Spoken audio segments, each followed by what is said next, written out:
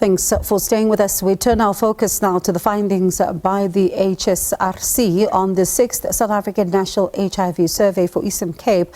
Now, the survey offers insights into the current status of HIV prevalence, incidence, as well as treatment effectiveness within the region, with a focus on areas where progress has been made and also areas that also need attention.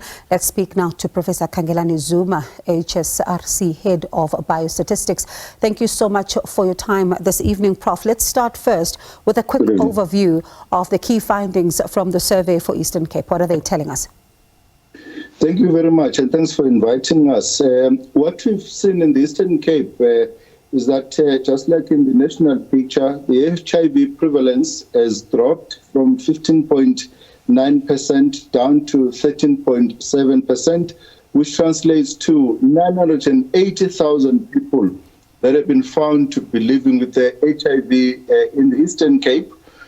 And also we see that the epidemic has stabilized in the sense that people are living longer with HIV and AIDS. We see slightly fewer infections in 2022 compared to 2017, but we still have a large number of people, especially among youth, that do not know their HIV status, even though they're infected with HIV, but they're also not accessing antiretroviral treatment. Yeah, and I'd like us to stay with that because, I mean, I would like to know if these recent trends are telling us anything at all in HIV prevalence as well as treatment coverage and what they reveal about the progress that has been made so far as well as the challenges that remain in that province.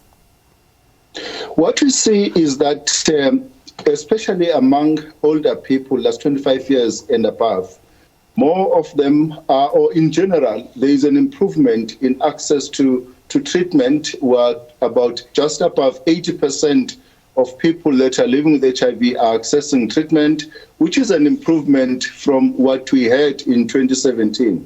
However, we're still not there yet because, as you know, our target is that 95% of those people that are living with HIV should know their HIV status, and also those that are HIV positive should be on treatment, and 95% of those on treatment should be virally suppressed. We are still far from there, and more concerning is that it is also among young people where we've got a big gap in access to treatment.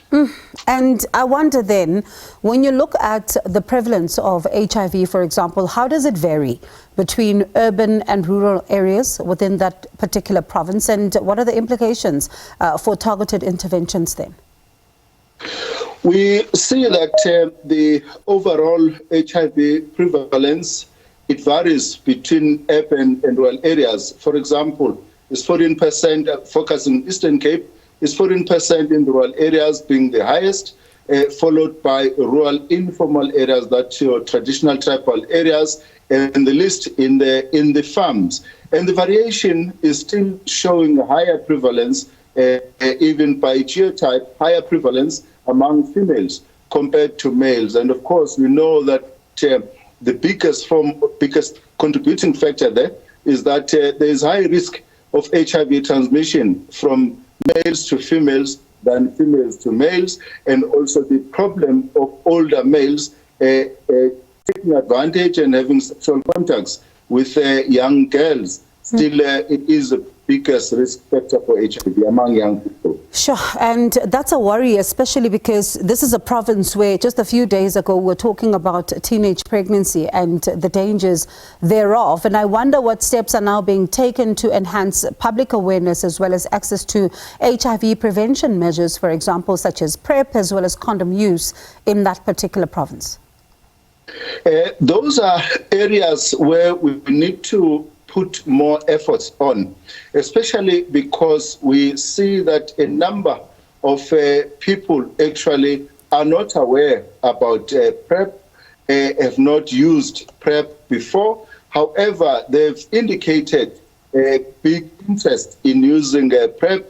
A number of people indicated that if PrEP were to be available, they would actually use PrEP. So we need to focus our attention in improving access as well as exposure to pre-exposure prophylaxis, because about 70% of those that were interviewed in the Eastern Cape indicated that they would take PrEP to prevent HIV if it were to be available, and only 30% of them actually have ever heard of PrEP. So, and only 5.7% have actually taken PrEP, and 2.5% currently on PrEP. So these are the areas of focus, and we've seen the biggest contribution being made by introduction of PrEP. Prof, appreciate your time this evening. As you say, some efforts need to be strengthened there when it comes to access to information and, as well as getting people also armed with even access to some of these healthcare services. But thank you so much for your time this evening. Appreciate it. That was Professor Khangelani Zuma, HSRC Head of Biostatics.